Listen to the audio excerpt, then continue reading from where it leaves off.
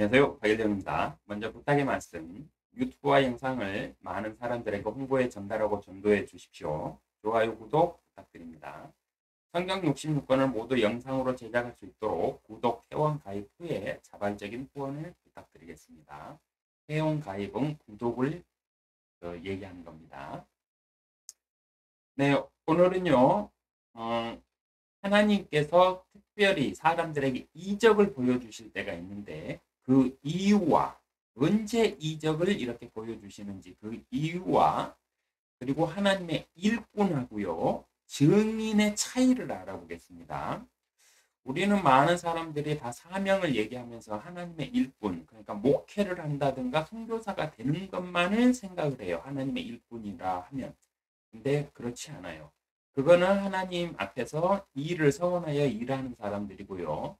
우리 모두는 하나님의 복음의 증인들입니다. 증인은 또 틀려요. 그래서 오늘은 하나님의 일꾼과 증인의 차이, 그리고 그 성령을 막 강조하거나 은사주의자들 같은 경우에는 하나님의 이적을 갖다가 많이들 얘기하는데 다 헛소리입니다. 해서 하나님이 언제 이적을 보여주시는지 그 이적을 보여주시는 이유가 무엇인지도 오늘은 다 살펴서 전달하고자 합니다. 자, 출애굽기 4장이고요. 표적과 이적을 하나님께서 보여주신 이유가 무엇이냐? 오늘은 먼저 이걸 살펴드립니다. 4장 1절부터 5절 말씀을 살펴보면요. 모세가 대답하여 말씀드리기를 그러나 보소서 그들을 이거는 지금 여기까지도 지금 호렙산 불꽃 앞에서 모세와 하나님이 계속해서 대화를 하고 있는 내용입니다. 4장까지. 자, 모세가 대답하여 말씀드리기를 그러나 보소서 그들이 나를 믿지 아니하고 내 음성에 경청하지도 아니하리니 그들이 말하기를 주께서 너에게 나타나지 아니하셨다 하리이다 하자 모세가 이렇게 또 변명을 하면서 저는 하나님의 일꾼으로 갈 수가 없습니다. 이러면서 또 거절을 해요. 그러자 하나님께서 말씀을 주시는데요. 주께서 그에게 말씀하시기를 내 손에 있는 것이 무엇이냐 하시니 그가 말씀드리기를 막대기니이다 하더라. 주께서 말씀드리기를 그것을 땅에 던지라 하시기에 그가 그것을 땅에 던졌더니 그것이 뱀이 된지라 모세가 그것 앞에서 피하더라. 주께서 모세에게 말씀하시기를 손을 내밀어 그 꼬리를 잡으라 하시기에 그가 손을 내밀어 그것을 잡으니 그것이 그의 손에서 막대기가 되더라. 이것으로 그들이 그들의 조상들의 주 하나님 곧 아브라함의 하나님, 이삭의 하나님, 야곱의 하나님이 너에게 나타난 것을 믿으리라 하시니라고 말씀을 하세요. 모세가 양을 돌보면서 가지고 다니던 그 막대기, 지팡이와 같은 막대기를 땅에 던지니까 뱀이 됐어요. 그리고 그거를 꼬리를 잡으라 해서 잡으니까 다시 막대기가 됩니다. 이거는 사람이 할 수 있는 이적이 아니죠. 네, 그러니까 하나님이 너에게 나타났다는 증거를 대라고 이렇게 말을 하면 어떻게 하느냐 하니까 하나님께서 이렇게 아예 능력을 줘버리세요. 모세에게. 모세의 막대기에다가 능력을 부여하신 거예요. 그래서 그 막대기를 던지면은 그것이 뱀이 되고 그걸 다시 잡으면은 다시 막대기가 되게끔. 이게 사람을 요즘에는 뭐 마술사들이 첨단 기술들 다 동원해 가지고 이렇게 할 수 있다고 쳐요. 근데 모세 시대 때 과연 이런 속임수가 가능했을까요? 근데 나중에 보면은 이집트의 마술사들이 이거를 또 구현해냅니다. 마술사들도 막대기를 던졌다가 뱀이 되고 뱀을 다시 잡으니까 또 막대기가 되는 이적들을 보여줘요. 그러니까 그때부터 마술하는 사람들은 글쎄요, 솜씨들이 엄청 좋았을까요? 아니면은 여러분 어떻게 생각하세요? 그 이집트의 마술사들이 진짜로 그 신적인 권능이 있어가지고 막대기를 진짜 뱀을 만들었다고 생각을 하세요? 그거를 인정하지 못하겠다면 모세는 과연 그렇게 했을까요? 그러면 나는 하나님을 믿는 사람이니까 하나님의 능력이면은 막대기가 뱀이 될 수 있다. 그러나 마술사들, 우상을 숭배하는 마술사들, 귀신의 능력으로는 그렇게 할 수 없다. 이렇게 주장하실 건가요? 한번 고민하시면서 오늘 한번 함께 고민해 보자고요. 자, 그리고 그보다 먼저 한 가지 더. 그 신적인 거를 좋아하고 뭔가 이렇게 그 영적인 걸 좋아하는 사람들은 이렇게 말을 하겠죠. 모세가 막대기를 던졌더니 뱀이 됐는데 왜 하필 뱀이 됐느냐. 여기에 대한 의문을 가져본 적 있으세요? 신적인 거 좋아하신 분들한테는 제가 오늘 이렇게 퀴즈 하나 내드릴게요. 모세가 막대기를 던졌더니 하필이면 뱀이 됐어요. 다른 동물도 있을 거 아니에요. 뭐 악어가 나타난다든가 뭐 무서운 거 많이 있잖아요. 뭐 정갈 같은 게 딱 큰 정갈로 변한다든가 많은데 왜 하필 뱀이었을까요? 그러면 이렇게 추론해 볼 수가 있죠. 성경적으로 뱀은 무엇이다? 사단을 뜻해요. 사단을 갖다가 사단의 모양을 갖다가 하나님께서 설명을 해줘도 사람이 알아들을 수가 없잖아요. 하늘에 있는 영적인 존재고 그룹들인데 그들이 짐승의 형상을 가지고 있는데 그거를 자세하게 설명해 준다 해도 눈으로 보기 전에는 사람은 그걸 이해할 수가 없잖아요. 말로 들어서 대충 막 상상을 할 뿐이지. 그렇잖아요. 그래서 세상에 있는 짐승들을 비유를 해서 알려주셨거든요. 그래서 사단은 큰 뱀, 용과 같다, 용이다 이렇게 설명을 해주셨잖아요. 그러면 모세가 막대기를 던졌는데 그게 뱀이 됐어. 근데 그 꼬리를 잡으니까 다시 막대기가 됐어. 그러면 이제 영적으로 설교하시는 분들은 이렇게 설교하면 되죠. 모세가 하나님의 일꾼으로서 마귀를 다룰 수 있었다. 한도 하나님의 일꾼 앞에서는 꼼짝 못한다. 이러면서 그렇게 몰아갈 수도 있어요. 근데요, 설사 그렇다 하더라도 그렇게 설교하시면 안 됩니다. 그러면서 자신들의 권능을 세우면 안 돼요. 목사도 사람입니다. 그리고 요즘 세상에는 이런 모세한테 주었던 이런 그 능력들을 하나님이 허락을 안 하세요. 왜? 하나님 말씀 66권이 완성이 돼 있기 때문에. 만약에 하나님이 개별적으로 어떤 사람한테 이적과 기적을 행할 수 있는 능력을 줬다. 그러면 말씀은 뭐가 돼요?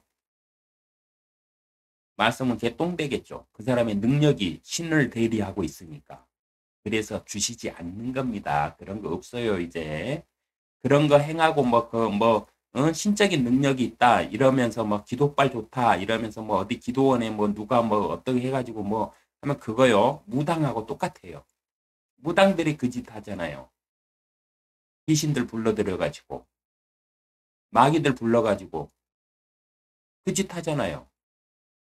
그러면 교회 뭐 목사라고 교회 그 부흥사라고 강사라고 뭐 그런 사람 없을 것 같아요? 있어요. 사단은 세상보다는 세상은 어차피 자기 세상이에요. 자기 편들이에요. 다. 함께 지옥 갈 놈들이니까. 일단 사단이 공격하는 대상은 누누이 얘기하지만 그리스도인이에요. 그리스도인. 크리스찬들을 공격해요. 교회 다니는 종교인들 구원 못 받을 사람은 가만 냅둬요. 잘 먹고 잘 살라고. 왜? 그들은 어차피 자기하고 같은 식구거든. 그래서 사단이 항상 공격하고 속이고 넘어뜨리려고 하는 사람들은 누구다? 하나님의 말씀 안에서 바로 서려고 하는 사람들을 찾아와서 괴롭히는 거예요.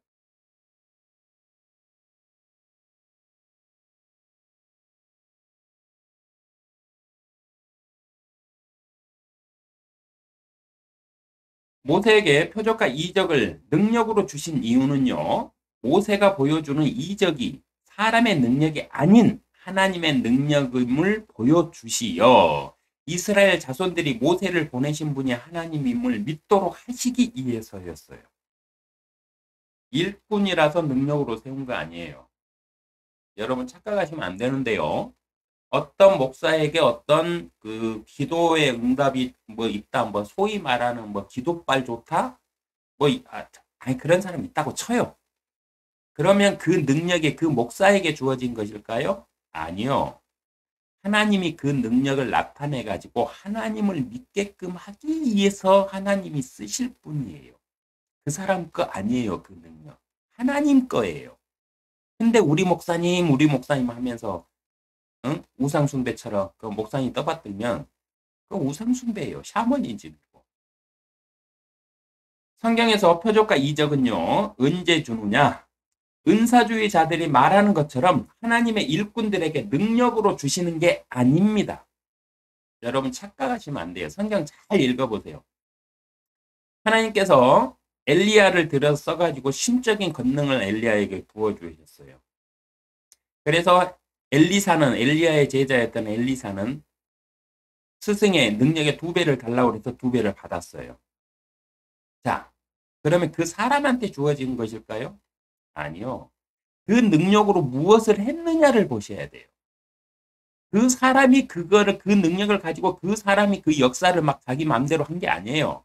하나님이 하라 그러면 하고 하지 말라 그러면 하지 못했어요. 선지자들은. 왼쪽으로 누워서 30일 동안 잠을 자고 오른쪽으로 누워서 30일 동안 자고 네 손을 묶어가지고 네 스스로 네 발에다가 착오를 채워가지고 죄인처럼 다니고 이러라고 하면 꼼짝없이 그렇게 했어요. 근데 그 사람들에게 하나님의 능력이 다 있었어요. 근데 그들은 그 능력을 자기 마음대로 사용을 못했어요. 왜? 하나님의 능력이지 그 사람의 능력이 아니니까. 하나님이 그 사람을 통해서 그 능력을 사용하실 분이에요. 나타내실 분이에요. 착각하시면 안 돼요. 은사주의자들이 말하는 것처럼 막 주여 주여 하면서 삼창하면서 주여 삼창하고 막 병 고치는 은사 주소서 뭐 하면서 신약에 보면은 은사가 8가지인가 기록돼 있잖아요. 그 은사 달라고 막 떼를 쓰잖아요. 땡깡 부려요. 평생 땡깡 부려보세요. 주나 안 줘요. 왜? 하나님이 필요할 때 그 은사를 그 사람을 통해서 쓰시는 거지. 그 사람한테 그 은사를 따로 떼가지고 이거 안한 이건 네 거다. 네 이 은사 갖고 먹고 살아라. 이렇게 주는 게 아니에요. 착각들 하시면 안 됩니다. 성경에서 표적과 이적은요. 하나님의 이름을 입증해야 할 일이 있을 때만 한시적으로 보여주시는 것입니다. 은사주의자들이 막 해가지고 모여가지고 주여 삼창하고 막 부흥회하고 막 은사 집회하고 그래가지고 은사 받는다? 아니요. 은사 받았다고 하는 사람들 있죠. 그거 왜 그렇게 그 사람들이 왜 그렇게 말하는 줄 알아요? 근데 그 사람은 진짜로 자기가 은사 받은 줄 알아요. 왜 그러냐면은 그런 분위기에서 막 간절하게 막 그걸 소망을 하죠. 그러면 우리 사람의 뇌가요. 뭔가를 간절하게 막 구하잖아요. 그러면 그걸 착각해 버려요. 그걸 받았다고 착각해 버려요. 왜 그런 줄 아세요? 받았다고 착각을 해야 끝나거든. 그 갈구함이, 그 목마름이 그래야 끝나. 욕심을 왜 부리는 줄 알아요, 사람이? 그래, 해봐야 돼, 해봐야. 내가 지금 그 자가용, 그 소형 미니 밴을 타고 있는데, 벤츠를 보니까 정말 욕심이 나는 거야. 한번 타보고 싶어. 그래갖고 벤츠 하나 타보겠다고 1년 내내 알바하면서 돈을 막 차곡차곡 모아. 근데 성질 급한 사람은 그거를 갖다가 할부로 끊어. 그래갖고 딱 타봐. 제일 처음에는 좋지. 근데 어느 순간 가면은 우리 인간의 뇌는 그게 익숙해지거든. 시시해 벤츠도. 그러니까 자기 벤츠 탄다고 남한테 막 자랑질해. 왜? 그 욕망을 채우고 싶으니까. 나 벤츠 타고 다니는데 누군가 막 이렇게 벤츠를 갖고 싶어 할 때 그 욕망만큼 누가 막 나를 인정해 줬으면 좋겠거든. 우리 뇌가. 욕심을 계속 부리는 거예요. 그래서 그러는 거예요. 그래서 계속 욕심을 부리는 거예요. 그걸 빨리 깨닫고 포기를 할 줄 알아야 돼. 만족을 할 줄 알아야 돼. 그리고 성경에서 은사는요, 표적과 은사는 하나님이 정말 특별한 경우, 하나님을 나타내셔야 할 때 증거로 보여주는 거예요. 증거로. 근데 지금은 성경 말씀 자체가 증거이기 때문에 표적과 이적을 보여주실 필요가 없어요. 하나님이 안 보여주시는 게 아니고 보여줄 필요가 없는 거예요. 왜? 너희는 성경을 찾아 읽으라. 거기에는 너희에게 필요한 모든 것이 담겨 있는데 너희에게 부족한 것이 하나도 없느니라고 기록돼 있어요. 그러니까 성경에 이미 사람에게 필요한 모든 게 다 담겨 있는데 왜 따로 표적과 이적을 왜 보여줘야 돼요? 보여줄 필요가 없는데. 그래서 안 보여주는 거예요. 배에서 막 은사를 받았느니 해갖고 뭐 하나님이 어떠고 저떠고 하나님 이름으로 뭐 어떠고 저떠고 막 하는 그 목회자들 있죠. 다 사이비 이단입니다. 그들이 적그리스도예요. 광화문에도 있고 여의도에도 있어요. 이 나라의 정치를 하는데 왜 하나님 이름 팔아가지고 해요? 하나님 나라 정치예요? 아니잖아. 하나님 거 도둑질하는 새끼들 그 광화문에 있고 여의도에 있는 거예요. 거기에 막 응? 세상 다 살고 60대 넘었으면 이제 누가 안 가르쳐줘도 스스로 그냥 공부 안 해도 깨달을 나이잖아. 그런 나이에 사람들이 거기 가가지고 막 헛소리 하는데 거기다 대놓고 아멘 아멘 하고 있고 이게 뭔 짓들인지 모르겠어요. 이게 왜 그러느냐?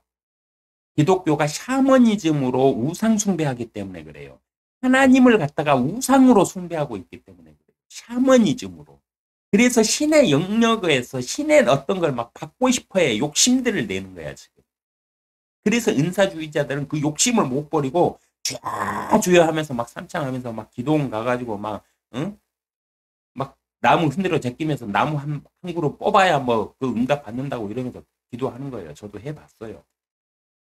저도 방언 받는데 나무 한 그루는 뽑아야 된다고 그래서 밤새도록 나무 붙잡고 막 씨름하면서 막 나중에는 이게 뽑힐 것 같지가 않으니까 새벽녘에는 내가 막 힘줘 갖고 나무 뽑아보려고 별 생쇼를 다 했어요. 저도. 그래서 잘 압니다. 다 말씀 읽어보니까 다 헛짓이에요. 성경 전체의 표적과 이적은요. 하나님께서 자신을 입증하여 보여주셔야 할 때만 사용합니다. 이거 분명히 알고 계셔야 돼요. 만약에 이 시대에 21세기 이 시대에 어디에선가 하나님이 표적과 이적을 나타내셨다. 그러면 여러분은 어떻게 받아들여야 되냐면 종말이 왔다. 계시록에 기록된 때가 도래했다고 딱 받아들이고 빨리 회개할 거 회개하고 하나님 고대하고 기다리셔야 돼요. 근데 그렇게 안 하세요. 왠 줄 아세요? 마지막 때는요, 사람들이 태평하다 하면서 이 세상이 우리 세상이다 이러면서 뭐, 이렇게 살 때, 다들 잠들어가지고 그냥 하나님에 대해서 다 잊어버리고 잠들어 있을 때, 하나님에 대해서 잠들어 있어 이 세상의 행복만을 추구하고 살 때, 그때가 소리 없이 도래하는 게 마지막 때예요. 그래서 어디서 막 이적이 막 일어났다 그러면은, 저 그리스도가 나타났구나. 이렇게 보셔야 돼요. 구약에서 선지자들을 통한 이적과 표적은요. 선지자들이 하나님의 말씀이 사실임을 입증할 때만 표적과 이적을 보여주었고요. 신약에서 사도들을 통한 표적과 이적은요. 구약에서 약속한 구주가 이 땅에 오셔서 모든 죄인들의 죄를 십자가에서 대속하시고 죽은 지 3일 만에 부활하시어 하늘나라로 가셨다는 사실을 입증하여 사람들에게 부활이 있음을 증명을 하고 구세주의 신앙을 믿도록 하기 위하여 하나님께서 구주로 오신 예수 그리스도인 것을 사도들을 통하여 성령의 능력과 이적들로 입증하여 보여주시기 위해서 사도들에게는 능력을 주신 거예요. 그리고 사도시대가 딱 끝나고 나서 이 능력들이 다시 나타났나요? 하나님한테 이런 능력들 받았다고 해가지고 다 했던 게 다 이단 종파들 됐죠. 지금 카톨릭 대표적이고 하나님의 권능을 받은 교황이다 이래갖고 자신들을 세워갖고 우상화시켰잖아요. 대표적이고 개신교 중에서도 종파들 다 나눠줘갖고 지금 뭐 무슨 주의 막 이러잖아요. 파수대 막 이런 거 만들어내고 제칠 안식교 막 이런 거 만들어내고 통일교 문선명의 통일교도 기독교예요. 여러분 착각하지 마세요. 거기서도 성경을 갖다가 자기들 교리로 만들어갖고 출발한 곳이에요. 거기도. 그들이 다 능력받았다. 이슬람교 마호메드 날개 200개 달린 천사인가요? 뭐 하여간 날개 수없이 많이 달린 천사한테 계시받아갖고 하나님의 구세주로 자기가 뭐 구세주로 임명받았다 이래갖고 만든 마호메드 이슬람교.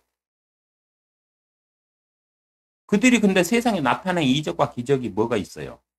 자기들은 받았대. 그러면서 그 교단을 만들어가지고 이단들이 됐는데 하나님의 이름 팔아먹으면서 지금까지 장사 헤쳐먹고 잘 살고들 있는데 그들이 보여준 이적과 기적이 뭐가 있냐고요.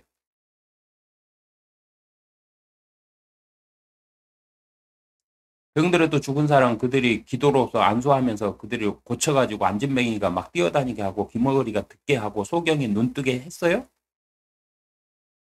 사도 이후 시대에 단 한 사람도 없습니다. 그런 사람. 다 뻥이고 사기예요. 사기, 개사기. 하나님의 이름으로 사기치는 개새끼들이에요. 다. 근데 이 시대에도 뭐 성령의 은사 어떠고 저떠고 하면서 성령 받으라 이런 성령이 뭐 받으라 해서 받아요? 성령을 지가 줘? 여러분 성령의 은사 뭐 집회 이끄는 그 전도사나 목사들이 성령의 은사 주는 거예요? 이 뭐 개소리들을 하는지 모르겠어요.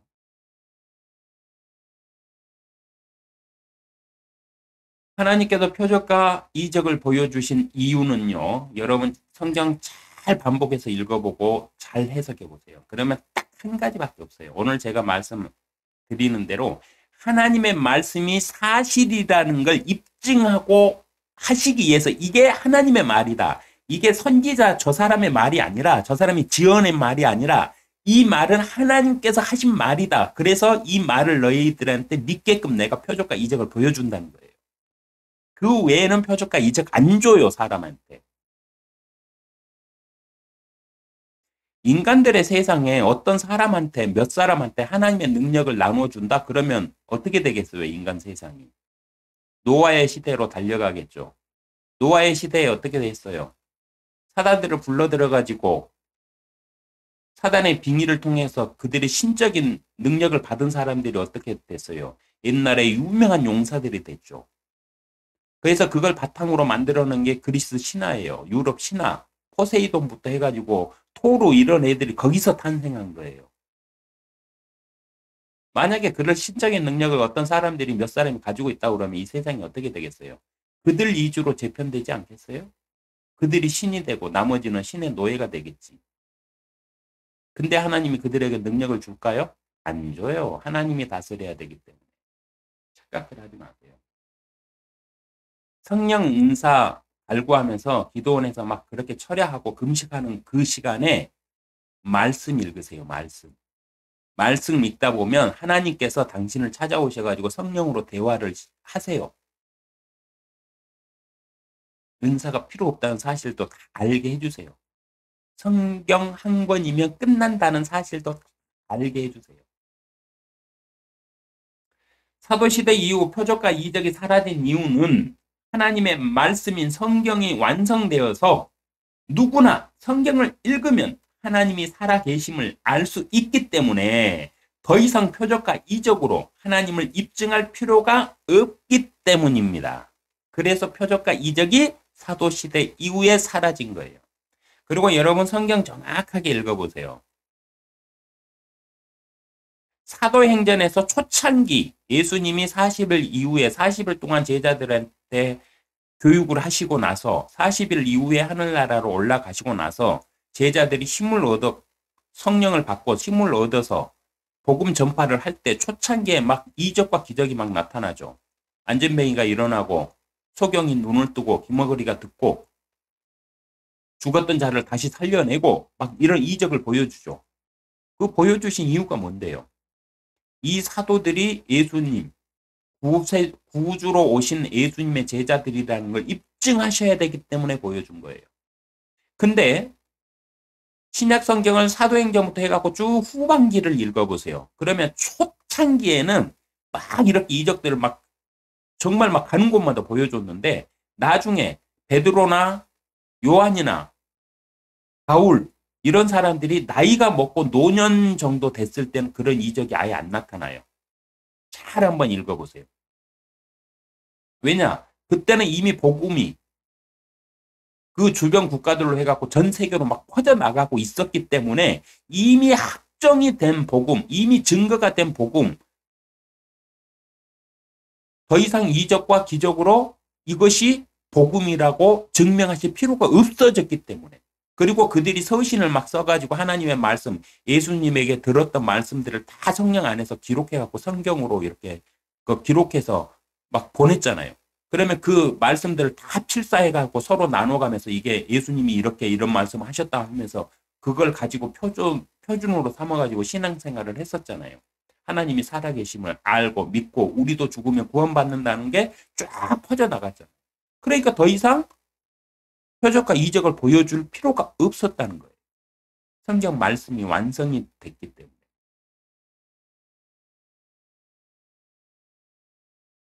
그래서 이 시대는 하나님의 표적과 이적을 가진 사람이 나타나지 않는 겁니다, 여러분. 하나님이 없어서가 아니에요. 성경 말씀이 있기 때문에 그래요. 너희는 성경을 찾아 읽으라. 그 성경은 내가 내 영으로 모았다. 내 영으로 썼다. 이러잖아요. 그러니까 하나님께서 우리에게 하실 말씀들, 우리에게 보여줄 표적과 이적보다도 우리가 어느 때라도 볼 수 있게끔 성경을 딱 완성을 하나님 스스로 시켜놨다 이 소리예요. 그 성경 안에는 너희에게 부족한 게 아무것도 없다. 읽어봐라 이거. 그렇기 때문에 표적과 이적을 더 이상 보여주실 필요가 없는 겁니다. 여러분. 만약에 누군가가 표적과 이적을 가지고 행하면서 뭔가 요즘에는 전 세계가 유튜브로 하나 된 세상이니까 뉴스도 뭐 한 시간 아니 뭐 몇 분이면 그냥 전 세계 쫙 깔리잖아요. 그런 세계니까 누군가 하나가 표적과 이적을 가지고 딱 나타났다? 그러면 아 종말의 때가 왔구나 이렇게 받아들이셔야 돼요. 적그리스도가 나타난 거예요. 멸망의 아들이 나타난 겁니다. 그때가 되면. 하나님은 그렇게 하실 필요가 없어요. 말씀이면 되니까. 그래서 성경 읽으라고 이렇게 계속 핏대 세우고 성경이 아닌 다른 것들을 갖다가 주장하는 사람들 제가 욕하고 이러는 겁니다. 제가 이렇게 강하게 하면 저 사람 맨날 잔소리나 하고 이렇게 듣기 싫다? 네, 안 들으셔도 돼요. 그러나 듣고 저 사람이 왜 저렇게까지 핏대를 올리면서 이런 부분들을 이렇게까지 욕까지 하면서 이렇게 말을 하지?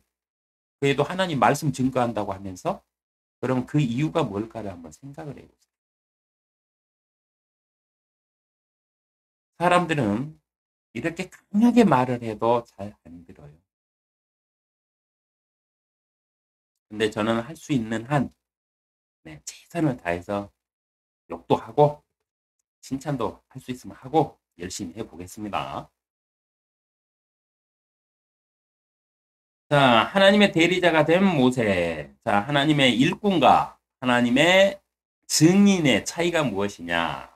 막대기가 뱀으로 변했다가 다시 막대기로 변하고 손을 품속에 넣었다가 빼니 문둥병에 걸리고 다시 품에 넣었다가 빼니 회복이 되는 기적을 보고도 모세는요. 4장 10절, 12절 보세요. 모세가 주께 말씀드리기를 오 나의 주여 이때는 와 하나님이 진짜로 살아계신 거구나. 내가 지금 한상 속에서 꿈을 꾸게 있는 게 아니구나 하고 이제 인식하기 시작합니다. 그래서 이성적으로 이제 하나님 앞에 내가 서 있구나 인식을 한 거예요. 그래서 모세의 말이 바뀌죠. 오 나의 주여. 오 나를 창조하신 나의 주인이시여 이 뜻이에요. 주가 주인이라는 뜻이잖아요. 나는 말을 잘하지 못하면 근데도 자기는 가기 싫다는 거죠. 나는 말을 잘하지 못하며 주께서 주의 종에게 말씀하신 지금까지도 그러하니이다. 주께서 나한테 계속 알려주고 막 말을 이렇게 했는데 내가 이걸 어떻게 전해야 될지 모르겠다 이 소리입니다. 나는 말하는 것도 느리고 혀도 둔하니이다고 하자 하나님께서 화를 내세요. 근데 이거 거짓말이거든요. 모세는 파라오의 딸의 양자로 들어가 가지고 통치술을 배운 사람이에요. 통치술을 배운 사람은 남한테 연설하는 것도 다 배웁니다. 근데 자기는 말도 느리고 둔하다고 그래. 혀도 둔하대. 근데 나중에 보세요. 성길 나가지고 이스라엘 민족들한테 막 화를 낼 때 얼마나 말 잘하는데요. 그러니까 이것도 핑계예요. 이렇게 핑계를 대자 주께서 그에게 말씀하시기를 누가 사람의 입을 만들었느냐? 누가 벙어리가 기머거리가 벙어리와 기머거리와 보는 자와 눈먼 자를 만들었느냐? 나 주가 한 것이 아니냐? 그러므로 이제 가라. 그리하면 내가 너의 입과 함께 할 것이요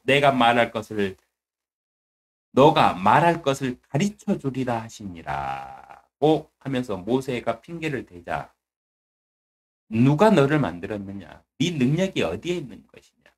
나한테서 나간 게 아니냐? 하나님 내가 할 거니까 너는 그냥 순종만 해라 이 소리예요. 그리고 여기서 보면은 오해할 만한 구절들이 나오죠. 누가 사람의 입을 만들었느냐? 누가 벙어리와 기머거리와 보는 자와 눈먼 자를 만들었느냐? 이거를 단순하게 해석하면 하나님이 눈먼 자도 만들었구나. 장애인을 하나님이 만드시는 거구나. 이렇게 해석할 수가 있어요. 근데 그건 아닙니다. 누누이 얘기하지만요. 전에 나는 악도 창조하느니라 이렇게 말씀하는 구절에서 그 욥기에서 제가 해석해 드렸죠. 하나님이 나는 악도 창조하느니라 말씀하신 이유가 뭐라고 그랬어요? 사탄을 하나님이 창조하셨기 때문에 그 사탄이 악하게 됐잖아요. 스스로를 속여서 악인이 됐잖아요. 그래서 내가 사탄을 만들었기 때문에 사탄이 악하게 돼서 악이 됐다 할지라도 그게 내 책임이다 이 소리예요. 그 시각으로 보면 누가 사람의 입을 만들었느냐 누가 벙어리와 기머거리와 보는 자와 눈먼 자를 만들었느냐 이 말은 뭐냐면 사람을 창조한 게 누구냐 이거예요. 하나님이 창조했잖아요. 그러니까 기머거리와 눈먼 자와 벙어리들도 내가 창조한 내 책임이다 이거예요. 내가 창조한 창조물 중에서 그런 자들이 태어나는 것이다 이거예요.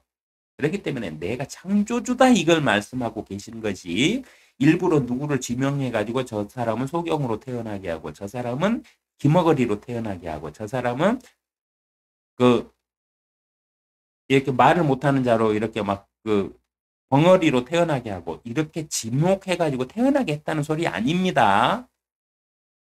착각들 하시면 안 돼요. 사람들 중에 그런 사람들이 있는데 그 또한 내가 사람을 지었기 때문에 그런 사람들이 생겨나는 것이다. 그러니 너의 입이 누구 거냐 이거예요. 누구 거냐. 네가 말을 못해? 그 입 만든 사람이 누구냐? 아니 만든 게 누구냐? 나다 이거예요. 내가 너의 입을 열어서 너로 말할 수 있는 지혜와 용기와 이 모든 걸 담력과 이거 모든 걸 다 주겠다 이 소리예요. 계속해서 회피하며 핑계대는 모세에게 모든 것은 하나님께서 함께 하시며 큰 표적과 이적뿐 아니라 무슨 말을 어떻게 해야 할 것인지까지도 알려주시겠다고 하시는데도 모세는 13, 14절 그가 말하기를 오 주여 내가 간구하오니 주께서 보내고자 하는 자의 손을 통해 보내소서라고 다른 사람 보내라고 또 거절을 해요. 여기까지 했는데도 또 거절을 하자 하나님께서 드디어 이제 화가 나셨습니다. 여러분 하나님도요 우리 뭐 샤머니즘에서 만든 우상처럼 뭐 무슨 뭐 거룩하고 막 이렇게 하고 높은 곳에 신성한 분 아니에요. 사람도요 신격을 가지신 분이에요. 감정이 있는 분이라고 감정이. 우리에게 그래서 인격을 주신 거고. 그래서 하나님도 화를 잘 내세요. 그리고 하나님이 화가 났다 그러면 큰일 나요. 성경 찾아 읽어보세요. 하나님이 화났을 때 어떤 일들이 일어나는지. 어우 겁나 그 앞에서 숨도 못 쉴 겁니다. 아마 하나님이 화를 내시면. 그래서 하나님은 화를 내시면 아무도 숨도 못 쉬어요. 죽을 수밖에 없어요. 그래서 오래 참는 거예요. 안 죽이려고. 노아 때 홍수로 다 쓸어버리시고 하나님이 내가 사람을 지은 것을 후회한다 이러면서 다 쓸어버리시고 나서 그 일을 또 후회하시잖아요. 그래갖고 무지개를 이렇게 딱 두시면서 내가 다시는 너희들을 물로 심판하지 않으리라 하면서 약속을 하시잖아요. 그래서 하나님은 오래 참는 거예요. 언제까지? 하나님이 펼치실 영원한 나라의 백성이 다 찰 때까지. 14절 주의 하가 모세에 대하여 발하였으니 그가 말씀하시기를 내인 내 형 아론이 있지 아니하냐. 그가 말을 잘하는 줄 내가 아노라. 또 보라 그가 너를 만나려고 나아오나니 그가 너를 볼 때 그의 마음속으로 기뻐하리라고 말씀을 해주십니다. 그러니까 이거를 보면 하나님이 모든 사람들을 살피고 있다는 것을 우리는 알 수 있겠죠. 하나님은 각 사람의 마음을 살피시는 분이라는 걸 우리는 이 구절에서도 알 수 있겠죠. 왜냐? 모세와 대화하면서 모세의 주변 사람이 누가 어떤 장점을 가지고 있는지도 하나님은 다 알고 계시잖아요. 그러면서 모세의 형, 레인, 내 형, 아론이 있지 아니하냐. 왜 레인이라는 표현을 꼭 했을까요? 내 형 아론이 있지 않냐냐 이렇게 말씀하시지 않고 이 사람이 친형이니까. 모세가 태어날 때 뭐라고 그랬어요? 내인 내 집에 모세가 태어났다 이렇게 돼 있죠. 그때도 모세가 태어날 때도 내인 아버지한테서 태어났다. 뭐 내인 집에서 태어났다 이렇게 딱 꼭 집어서 기록해 나왔어요. 근데 여기서도 내인 내 형이 형 아론이 있지 아니하냐 이러면은 이 사람은 모세의 친형이다 이 말이 되겠죠. 그의 마음속으로 기뻐하리라는 뜻은요. 모세가 이집트에 도착하기 전에 하나님께서 아론에게 나타나시어 모세를 통하여 하실 일을 미리 알게 하여 모세를 도와 함께 이스라엘을 이끌도록 하시겠다는 뜻이 포함되어 있습니다. 자, 잘 떠올리면서 출애굽기 떠올리면서 성경 좀 읽으신 분들은 떠올리면서 한번 보세요. 이 제 주장이 무슨 말인지. 그의 마음속으로 기뻐하리라 이 말의 뜻은요. 모세가 이집트에 도착하기도 전에 하나님께서 아론에게 나타나시어 모세를 통하여 하실 일을 미리 알게 하시고 아론에게 미리 알게 하신다는 거예요. 그리고 모세를 도와 함께 이스라엘을 이끌도록 하시겠다는 뜻이 포함되어 있습니다. 어디에 포함되어 있는데 어디에 기록이 있는데 성경에 기록 없어요. 이거는 제가 유추하는 겁니다. 자, 보자고요. 왜 이렇게 유추했는지.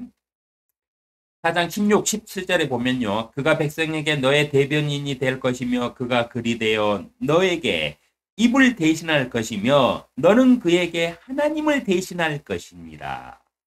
너는 내 손에 이 막대기를 잡고 그것으로 표적을 행할지니라 하시니라. 그 말씀하시는데 이제 여기서 역할을 분담해 주시죠.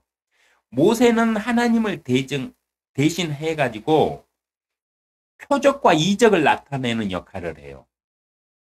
그러면 하나님의 말은 누가 하느냐? 하나님의 뜻은 누가 전달하느냐? 아론이 전달해요. 아론이 이것이 하나님의 뜻입니다 하고 딱 전달을 하면 그게 하나님의 뜻이라는 증거가 있느냐? 이렇게 반문할 거 아니에요. 그때 모세가 그 증거를 딱 보여줘요. 표적과 이적으로. 이렇게 역할이 분담이 돼요.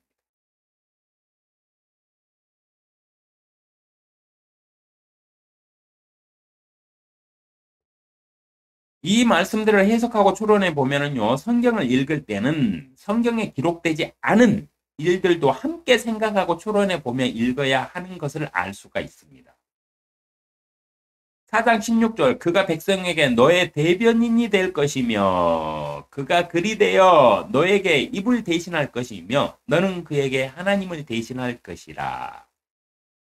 이 구절의 말씀은 조금만 생각해 보아도 모세가 한 일보다 아론이 한 일이 더 많았을 것으로 추정이 됩니다.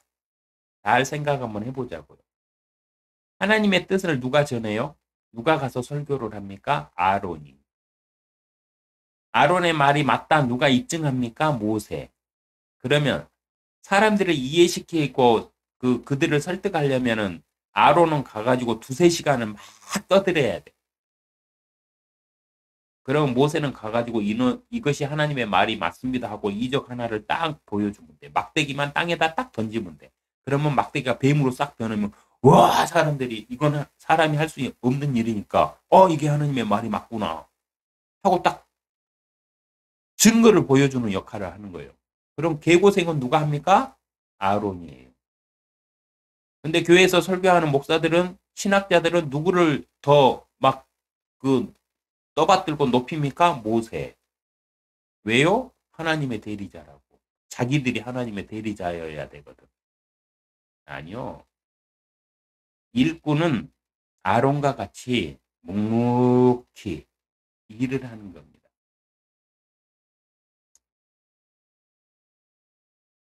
아론은 모세의 말을 듣고 그 말을 이스라엘 자손들에게 전달하여 그들을 설득하여야 했으며 파라오에게도 모세를 대신하여 목숨 걸고 하나님의 말씀을 전달해야 했습니다. 아론은 이스라엘 백성들, 장로들, 막 이스라엘 그 사람들을 설득하고 막 하나님의 뜻을 전달해가지고 알아듣게 해서 막 그들을 깨우치는 역할도 있었지만 목숨 걸고 파라오한테 가가지고 막 말을 해야 돼. 근데 모세하고 파라오하고 둘이 딱 모세와 아론이 둘이 딱 그 파라오를 찾아왔어. 파라오의 입장에서 보자고요. 가만히 서가지고 막대기를 딱 잡고 있는 놈하고 계속 자기한테 이스라엘 백성 보내야 된다. 너네 안 보내면 큰일 난다. 하나님이 이렇게 하실 것이다. 막 이래. 막 직접 말을 하는 놈하고 어느 놈이 더 믿겠어요. 거기다가 모세는 이게 하나님의 뜻입니다 하면서 막대기만 딱 던졌다가 다시 잡으면 그만인데. 누가 더 개고생하고 누가 더 쫄 거냐고. 솔직히. 아론이 모세보다 100배 더 힘들죠. 심장 두근거림도 100배는 더 힘들 거고. 왜? 파라오한테 직접 대놓고 말하는 게 자기거든. 아론이거든. 모세가 한 일은 하나님께서 시키실 때 표적과 이적을 하나님 대신 보여주는 일뿐이었어요. 초창기 때 그랬습니다. 초창기 때. 근데 모세가 몇 번 하다 보니 하면서 자신감을 얻어요. 그리고 자기가 하나님의 대리자라는 걸 인정을 해요. 그리고 그렇게 해가지고 이스라엘을 이끌고 막 리더의 역할을 하다가 어느 순간에는 교만해져가지고 하나님이 저 바위에서 물이 나오게끔 말을 하라고 그랬는데 그 바위를 2번이나 좁혀가지고 건방지게 하나님의 시킨 대로 안 하고 지 마음대로 해가지고 결국은 어떻게 돼요? 가나안을 못 들어가잖아요.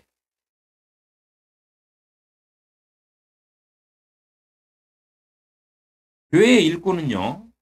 이 시대 교회 일꾼들은 누구일까요? 모세일까요? 아론일까요? 하나님의 말씀을 대변한다고 우기며 강단에 서서 설교하는 것이 모세에게 주신 하나님의 건의를 보여주기라도 하는 것처럼 생각하면서 모세처럼 표적도 보여주지 못하면서 하나님을 대변한다고 떠들어대는 목사들이 일꾼일까요? 아니면 아론과 같이 모세를 대변하여 모든 일들을 행하였던 이 시대 교회의 장로나 집사나 교사들이 일꾼들일까요? 누가 일꾼인지를 논하고 목사들을 폄훼하려는 것은 아닙니다. 다만 목사들이 마치 뭐라도 된 것처럼 행동하며 교회가 마치 자신의 것인 양 생각하고 교회에서 정치질하면서 성도들을 하나님께 이끄는 것이 아니라 자신의 권력을 위해 다스리려고 하는 생각들이 틀려 먹었음을 말하고 싶을 뿐입니다.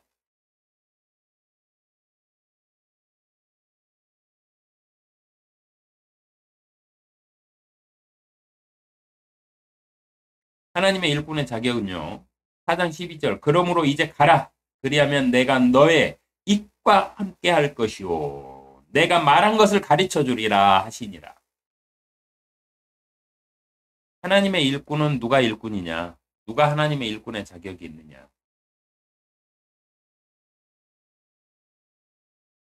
마가복음 13장 11절에 보면은요. 그러나 사람들이 너희를 끌고 가서 넘겨줄 때에도 무슨 말을 할까 미리 염려하거나 생각해 놓지 말고 그 시각에 너희에게 주시는 대로 말하라. 이는 말하는 이는 너희가 아니라 성령이심이라고 기록되어 있어요. 이게 하나님의 일꾼이에요. 출애굽기 4장 12절 그러므로 이제 가라. 그리하면 내가 너의 입과 함께 할 것이요 내가 말할 것을 가르쳐 주리라 하시니라. 예수님으로 오신 하나님은 뭐라고 그래요? 그러나 사람들이 너희를 끌고 가서 너희를 넘겨줄 때도 너희가 잡혀가서 감옥에 갇혔을 때도 염려하지 말라. 미리 염려하거나 생각해 놓지 마라.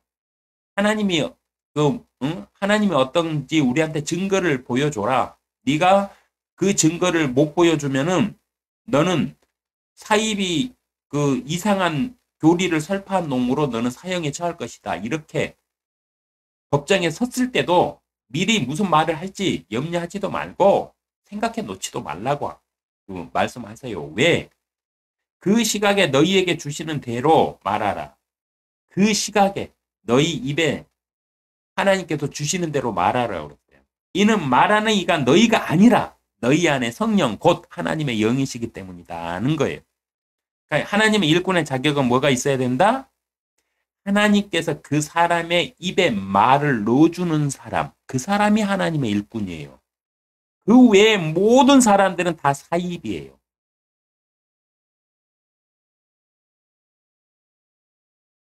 하나님이 그 입에 말을 안 넣어주니까 자기들 막 그 생각을 막 갖다가 말을 해, 설교를. 성경 대충 읽고 하나님의 음성으로 듣지 않고 자기들이 해석을 해버려. 그래갖고 자기들 식대로 성경을 막 해석해가지고 하나님의 이름을 팔아가지고 막 사람들한테 복 받을지어다 뭐 이러면서 이렇게 하지 않으면 너희 혼난다 막 이러면서 겁박을 해. 그러면서 돈 벌어 처먹고 있잖아. 목사라는 새끼들이. 왜? 하나님이 그 사람의 입에 말을 안 넣어주거든. 그러니까 엉뚱한 데로 가는 거지. 사업으로 가는 거죠. 종교사업 이러잖아요. 우스갯소리로 사람들 그러잖아. 나도 종교사업이나 해볼까? 종교사업보다 돈 더 잘 버는 건 없던데? 이러면서. 요즘에는 종교사업 영상 조작까지 해가면서 막 교단에 그 목사가 설교하고 있으면 거기에 막 천사 모양의 하얀 뭐 물체가 막 보이게끔 그렇게 연출까지 해가면서 사람들을 현혹해갖고 돈 빼먹고 살잖아. 왜 장사하는 거지? 왜 그 사람들이 그렇게 하느냐? 그 사람들은 하나님의 일꾼이 아닌데 자기들이 종교 장사를 하기 위해서 종교 사업을 하기 위해서 하는 사업가예요. 사업가. 신학교 나오고 신학대학 나오면 조건 맞으면 다 목사 한 수 받을 수 있어요. 그리고 교단들 막 경쟁하듯이 자기들 교단 더 키워보겠다고 막 자격도 안 되는 사람들 다 목사 한 수 주잖아. 목사 한 수 안 주면 또 어때? 내가 교단 만들어갖고 내 스스로 목사 해버리면 되는데 광화문에 있는 새끼는 그러고 있잖아. 그러면서 종교 사업하는 새끼들이에요. 그래서 종교인하고 크리스찬은 틀리다는 거예요. 제가 이렇게 핏대 올리면서 이렇게 욕까지 해가면서 이 그 영상을 찍는 이유는요. 우연이라도 하나님의 섭리로 누군가가 이단 종교에 있는 사람이 제 이렇게 강의를 한 편이라도 이렇게 딱 듣게 되면 그걸 사용하셔가지고 하나님이 그 사람을 옳은 길로 다시 돌이킬 수도 있잖아요. 말씀으로. 그렇기 때문에 저는 겁 없어요. 두려움도 없고. 저도 뭐 멋있게 설교하고 싶죠. 멋있게 강의하고 싶죠. 아니요. 그거 다 내려놓는데 몇 년 걸렸어요.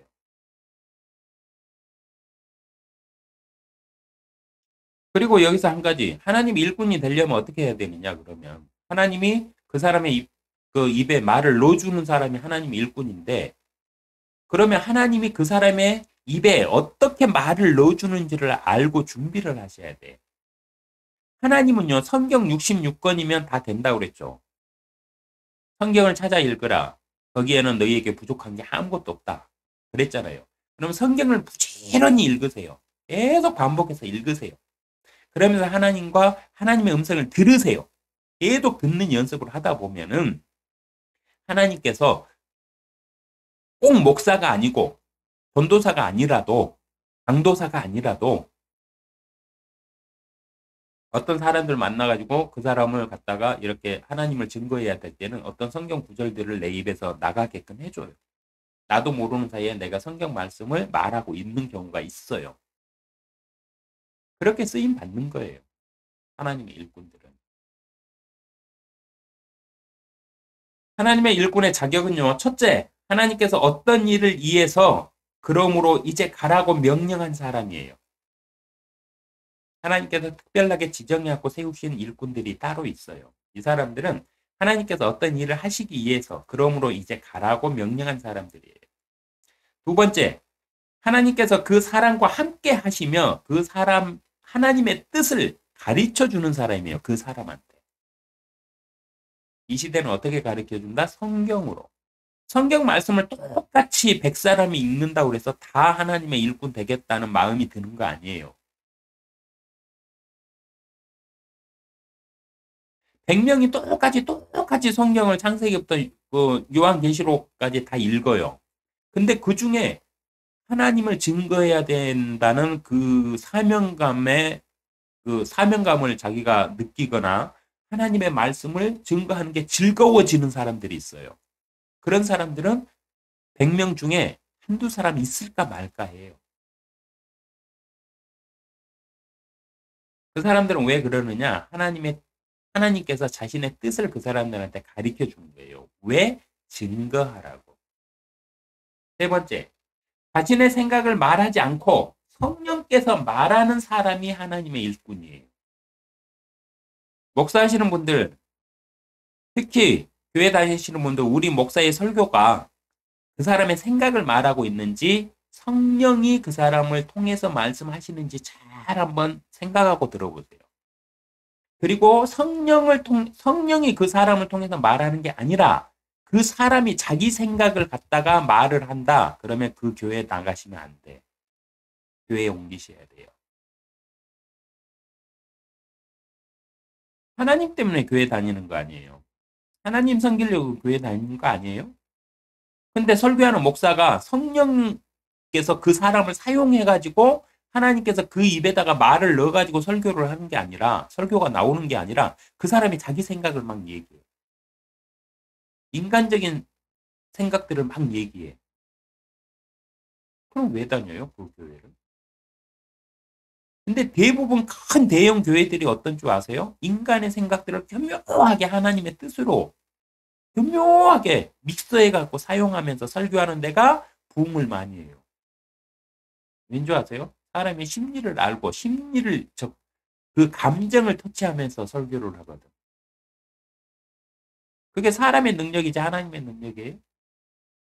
근데 그 사람들은 이제 교회가 부흥하니까 하나님께서 저 목사를 축복을 하니까 교회가 부흥한다 이렇게 받아들이는 거잖아요.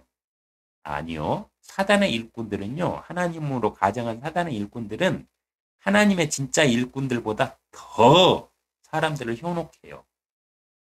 왜? 그래야 거기에 빨려 들어가니까.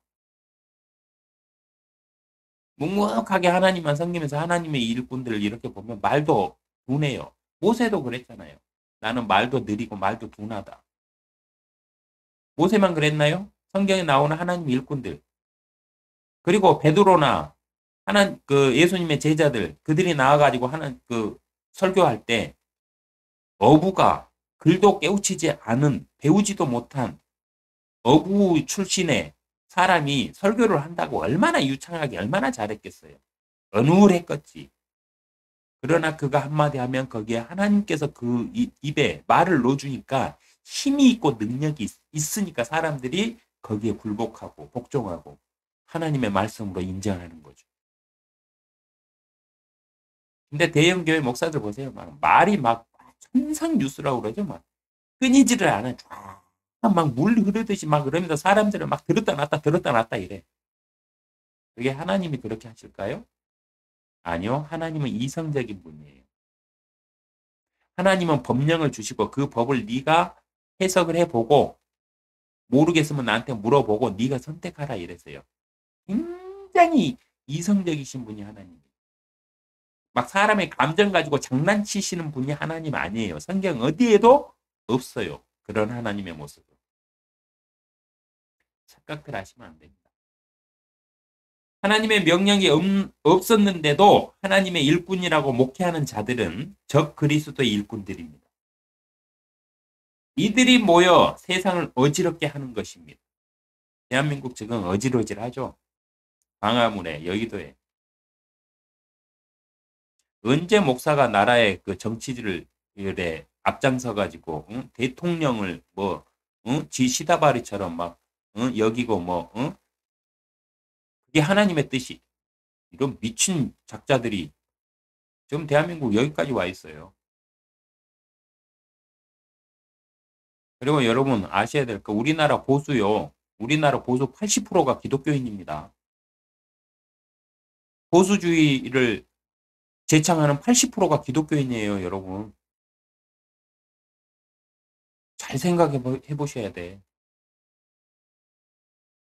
왜 기독교인들이 보수주의자가 80%인 줄 아세요?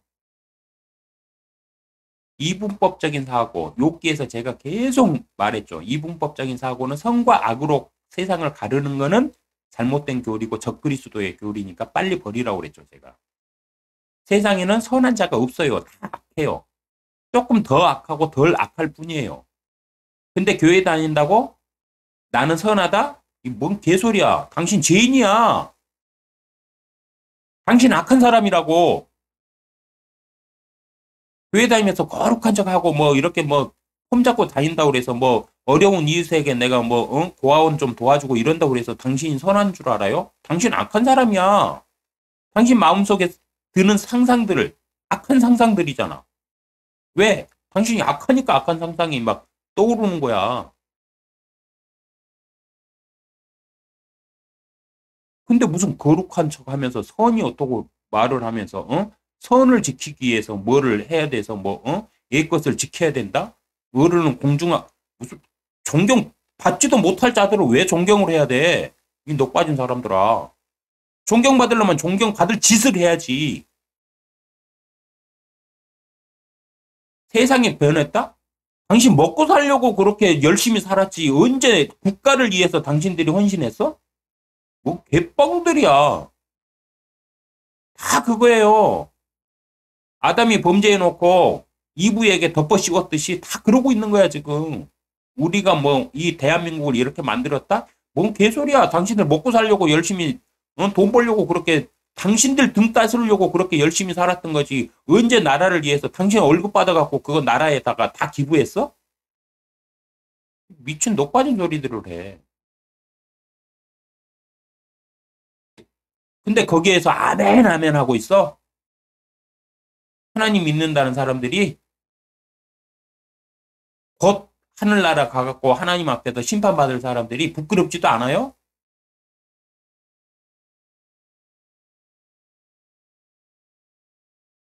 마태복음 28장 20절에 보면 내가 너희에게 명령한 모든 것을 가리켜 지키게 하라. 보라, 내가 세상 끝까지 너희와 항상 함께 있으리라고 하시더라. 아멘. 제자들에게 이렇게 명령하셨죠. 사도행전 1장 8절 그러나 성령께서 너희에게 임하시면 너희가 능력을 받으리니 그러면 예루살렘과 온 유대와 사마리아와 땅 끝까지 이르러 내게 증인이 되리라고 하시니라. 하나님의 일꾼과 증인의 차이예요. 하나님의 일꾼과 증인의 뜻을 구별해야만 합니다. 하나님의 일꾼은요, 하나님의 말씀을 가리켜 지키게 하는 사람이에요. 하나님의 증인은 누구냐? 성령을 받은 모든 사람들이에요. 자, 여기서 퀴즈입니다, 이제. 모세와 아론을 봤을 때 이 개념으로 보면 모세가 일꾼입니까? 아론이 일꾼입니까? 모세가 증인입니까? 아론이 증인입니까? 정답은 이 시대의 하나님의 일꾼으로 평가를 하면은 아론이 하나님의 일꾼이고 모세가 하나님의 증인이었어요. 이것이 하나님의 말씀이 맞다 하는 증거를 보여주는 사람이었으니까 증인이에요. 근데 모세도 나중에는 자신감을 회복하고 막 이렇게 하면서 본인이 직접 일꾼이 돼서 사람들을 가리키고 사람들에게 직접 나아가서 하나님의 뜻을 전달하고 이렇게 바뀌었어요. 근데 초창기에 지금 파라오 앞에 갈 때까지는 모세가 증인이었고 아론이 하나님의 일꾼이었어요. 하나님의 뜻을 전하는 일꾼. 하나님 입장에서는 둘 다 일꾼이 맞아요. 근데 사람의 입장에서 이 시대하고 비교해서 이렇게 비교해 본다면 이거예요. 그럼 증인은 무엇에 대하여 증인이 되어야 하는가? 자, 이 시대는 하나님의 일꾼은 하나님의 말씀을 가리켜 지키게 하는 사람들이에요. 여기는 목사만 있는 게 아니에요. 선교사도 있고 신학자들도 있고 강도사, 전도사, 그 교회 교사들 있죠. 교사들. 네, 교회 교사, 성경학교 교사, 주일학교 교사 이런 사람들도 다 하나님의 일꾼이에요. 그럼 하나님의 증인은 누구냐? 증인은 하나님의 말씀을 전문적으로 매 주일날 이렇게 가지고 가리키거나 이런 사람이 아니라 이 세상을 그 사회생활 하거나 이러면서 만나는 사람들한테 하나님을 증거하는 사람들.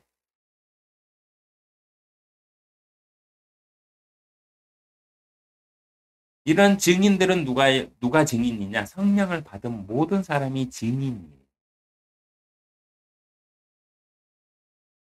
누가복음 24장 48절 너희가 이런 일의 증인이니라.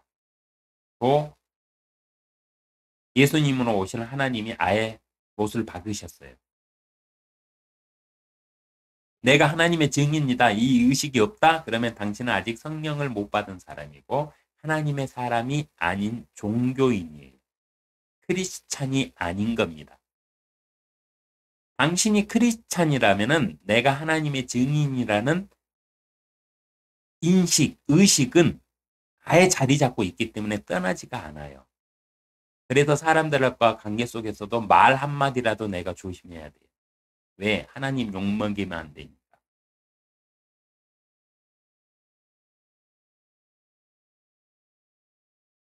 그리고 내가 마음이 좋아서 그게 아니라 내가 친절해야 돼요. 왜? 하나님의 증인이니까. 내가 크리스찬이라는 걸 숨기면 안 돼요. 왜?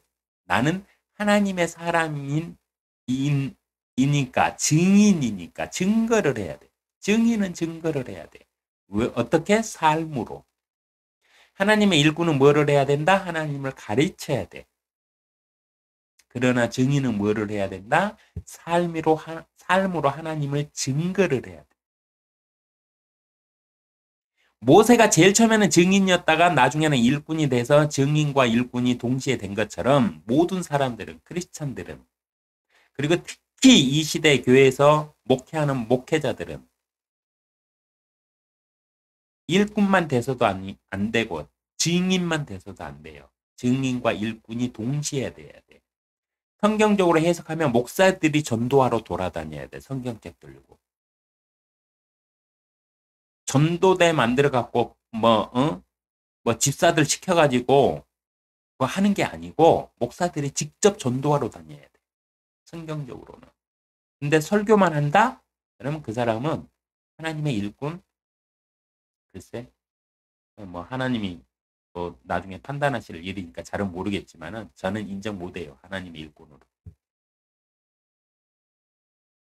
누가복음 24장 46절 또 그들에게 말씀하시기를 그리스도가 고난을 당하는 것과 죽은 자들로부터 셋째 날에 살아나는 것이 기록되었으며 또 그렇게 되어야 마땅하니라.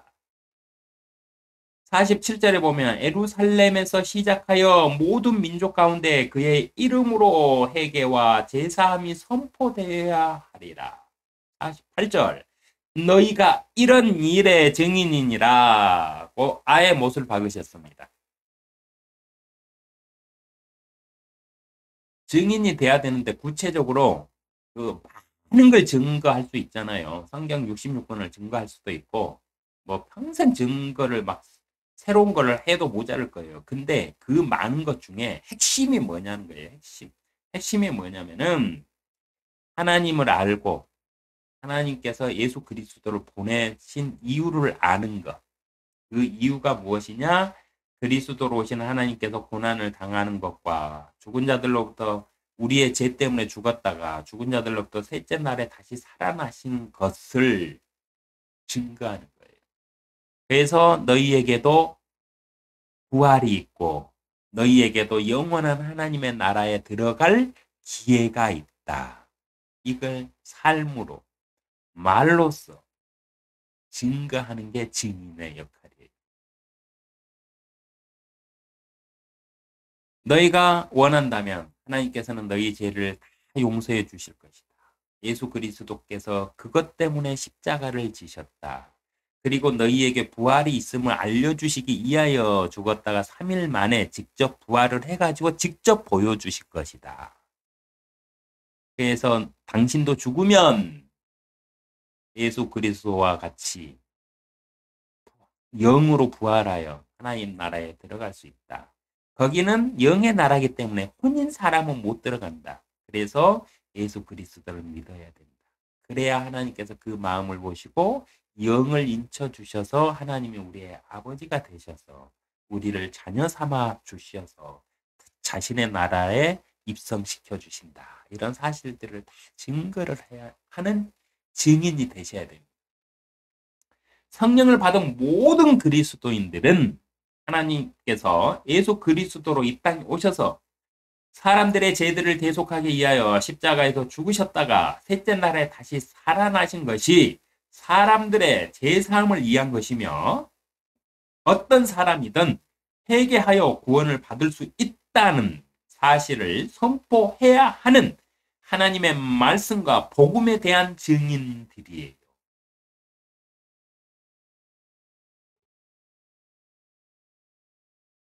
여러분은 하나님의 증인으로 하나님을 증거하시면서 살고 있나요? 아니면 부끄러워서 숨겨놓고 있나요? 한 달란트를 땅속에 파묻어 놓고 혹시 잃어버릴까 해서 땅속에 파묻어 놓고 있다가 나중에 주인이 왔을 때 내가 혹시 이 달란트를 잃어버릴까 봐 손해를 끼칠까 봐 내가 땅속에 파묻어 놨었나이다 하니까 주인이 뭐라고 그래요? 그럴 거면 차라리 은행에 맡기지 그랬냐? 그러면 은행에서 이자라도 줄 텐데. 이놈아 게으른 종아. 이러면서 혼을 내시죠. 근데 그 종을 쫓아서 불못으로 들어가라고 하지 않아요. 왜? 그 사람 그리스도인이거든. 성령을 받은 사람이에요. 성령을 받은 사람은요, 영원히 인쳐 주시기 때문에 그 사람이 고의로 성령을 거슬려서 범죄하여 성령을 버리지 않는 이상은 성령을 포기를 선언하지 않는 이상은 하나님은 그 사람이 어떤 삶을 살든 그리스도인은 구원을 시키세요. 대신 어떻게 구원을 받느냐? 아주 부끄러운 구원을 받는 거예요.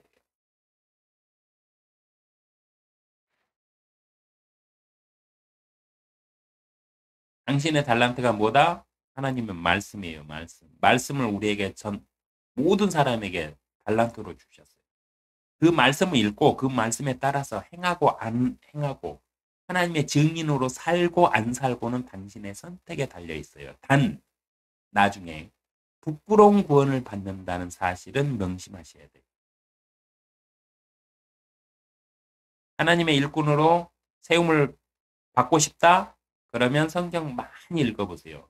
그리고 읽고 계속 하다 보면 몇 년이 지나다 보면 어느 순간에 내 입에서 하나님의 말씀이 하나님의 주신 내가 의도하지 않았는데 하나님의 말씀이 막 사람들에게 증거가 되고 있다.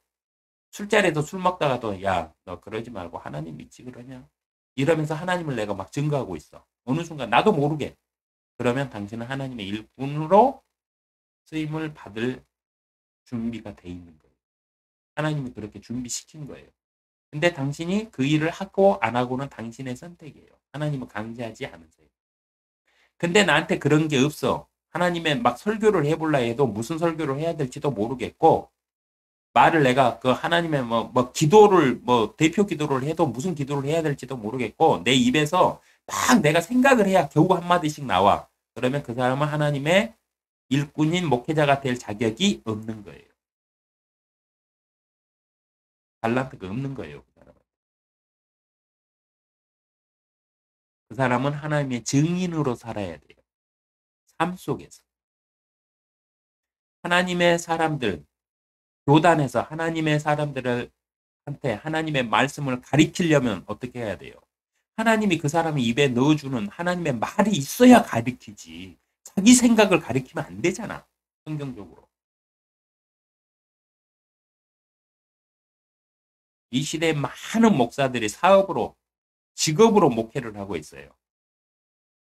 그래서 마태복음 25장에 평생을 주여 주여 부르는 사람들한테 너희는 너희 욕망을 쫓아서 그렇게 살았으니 너희 욕망 덩어리인 너희 아버지, 너희 애비 사탄을 위해서 준비한 마귀들을 위해서 준비한 불못으로 들어가라 이러면서 종교인들은 다 불못에 던져버리시잖아요. 그래서 그런 거예요. 그래서 성경은 창세기부터 요한계시록까지 다 연결돼 있는 거예요. 창세기에서 이 말을 했다고 하고 그 신약에서 그 사복음서에서 이렇게 말을 했다고 해서 그 말이 틀리다고 인식해버리면은 그 사람은 성경 읽을 자격도 없는 사람이에요. 설교할 자격도 없는 사람이에요. 창세기 시대 때는 이랬고 출애굽기 시대 때는 이랬고 이때는 이랬고 이때는 이랬고 신약 때는 이랬다 이렇게 그 성경 해석하는 사람은 자기의 생각을 말하고 있는 거지 하나님의 말씀 전하고 있는 거 아니에요. 그래서 그 사람은 목회할 자격이 없는 사람이에요. 사업하는 사람이고 먹고 살려고 직업으로 하나님 이름 팔아먹고 사는 사람이에요. 우리 교회에 그런 설교들을 하는 목사가 있다 그러면 빨리 교회에 옮기세요, 여러분.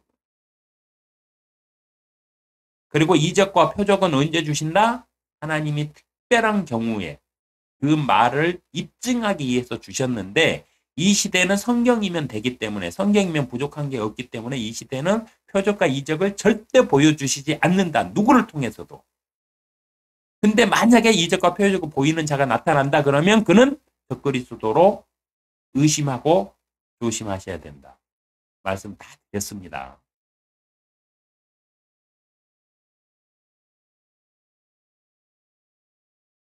하나님의 일꾼은 아니더라도요. 꾸롱 구원받지 않도록 하나님의 증인으로서는 내가 하나님의 증인이다. 하나님이 나를 통해서 하나님을 계시하시고 사람들에게 증거하신다는 이 의식 가지고 사시는 모든 크리스천들이 되기를 바라면서 하나님의 화평이 함께 하시기를 기도합니다.